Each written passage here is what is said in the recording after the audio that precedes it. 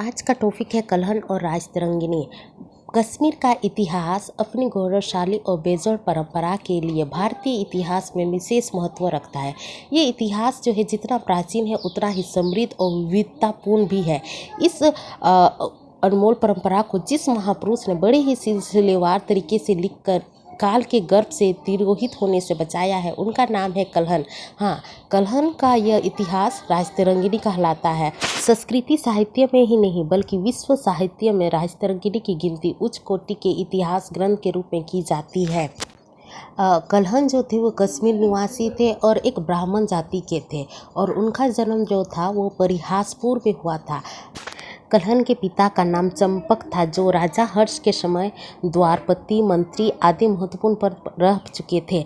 कलहन एक कुशल इतिहासकार ही नहीं बल्कि एक कुशल कवि भी था। उसने एक सफल कवि की तरह तरंगिणी अथवा नदी की तुलना राज्य से की है। अगर हम कलहन की राजतरंगिणी लिखने का उद्देश्य देखें तो हम पाते हैं कि कलहन ने राजतरंगिणी इस उद्देश्य से लिखी थी कि लोग उससे लाभ उठाए, उसे सुने, उसके पत्रों तथा वर्णित चित्रों से प्रेरणा लेकर उसे याद रखें। राजतरंगिणी धार्मिक ही नहीं बल्कि एक राजनीतिक अथवा ऐतिहासिक कथा है। धार्मिक कथा के कारण जिस प्रकार चरित्र विकसित होता है, आत्मा का विस्तार होता है, ठीक उसी प्रकार इस राजतरंगिणी कथा के कारण राजाओं और देश का चरित्र भी सुधरेगा। यही मंशा कलहन की थी।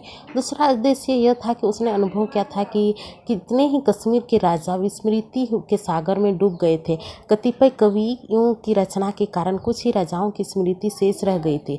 कलहन का मानना है कि कवि अपनी रचनाओं की वजह से स्वयं जीवित तो रहता ही है, दूसरों को भी जीवित रखता है। राजकीय पदों पर रहने वाले मंत्री, सभासद, सेनानायक सबके सब काल के गाल में समा गए, किंतु कलहन अपनी बेमिसाल और बेजोड़ राजतरंगिणी की वजह से अमर हो गया। कलहन इसलिए भी जीवित रह गया कि उसने विश्व में भारतीयों को इस कलंक से मुक्त किया कि भारतीयों का इतिहास ही नहीं है। कलहन ने कश्मीर के इतिहास को लुप्त होने से बचाया है। हजारों वर्ष के प्राचीन कालीन इतिहास को उसने आज तक जीवित रखा। यह उसका हम पर ऋण है। अगर निष्कर्ष के तौर पर देखें तो कलहन एक अच्छे कवि होने के साथ साथ एक कुशल इतिहासकार भी थे। इस दृष्टि से राजतरंगिणी काव्य और इतिहास का अद्भुत सम्मिश्रण है। कलहन ने इतिहास जैसे शुष्क और नीरस विषय को भी काव्यमय बनाने की कोशिश की है और उसमें वह सफल भी हुआ। कश्मीर को ही नहीं भारत के इतिहास में उनका महत्वपूर्ण योगदान है।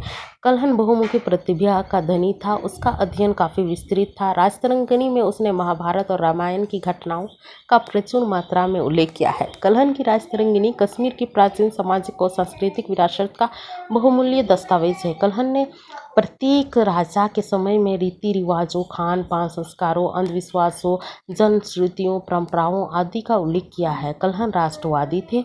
उसने उत्तरकालीन कश्मीर नरेशों की भीरुता, सैनिक कायरता, विश्वासघात का खुलकर वर्णन किया है। वह धार्मिक संकीर्णता तथा जातीय असहिष्णुता से ऊपर था।